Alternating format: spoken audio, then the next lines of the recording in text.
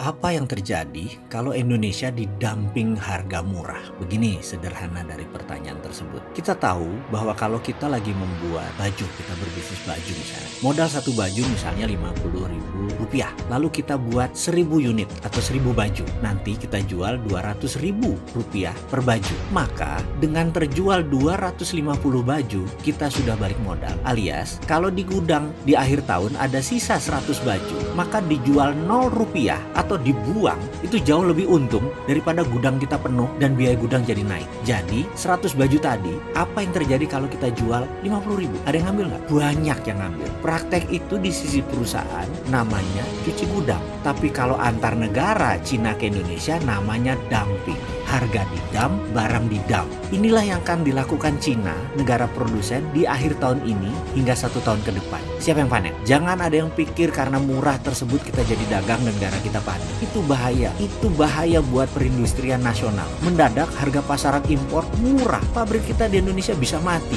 Kita harus buat dumping strategi sekarang. Ini sekali lagi kalau Kementerian Perdagangannya nggak berdagang seperti sekarang. Kalau berdagang seperti sekarang ya nggak bener loh. Saya agak shock dengan kebijakan Kemendak yang didiamkan beberapa lama saat ini seenak-enaknya impor. Bagaimana Pak Pemimpin? Bagaimana ini DPR? Bagaimana Sesda Lobang? Gak ada Sesda Lobang ya? Kirain zaman Orba. Lupa saya. Lanjut. Kebangkrutan KS, industri besi, karena dibukanya keran impor oleh Kementerian Perdagangan. Setengah matinya industri semen di Indonesia yang produksinya berlebihan, namun tetap dibuka keran impor adalah perilaku Kementerian Perdagangan. Saya kok merasa janggal. Ada apa sih ini semua?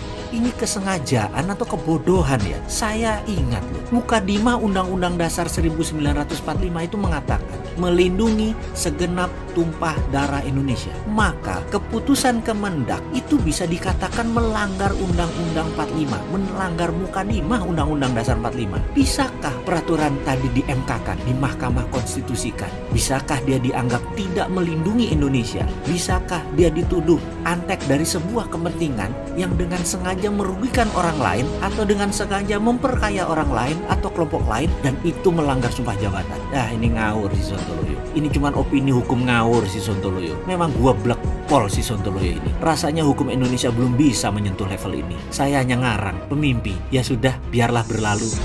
Tapi ngomong-ngomong, boleh gugat nggak demi NKRI?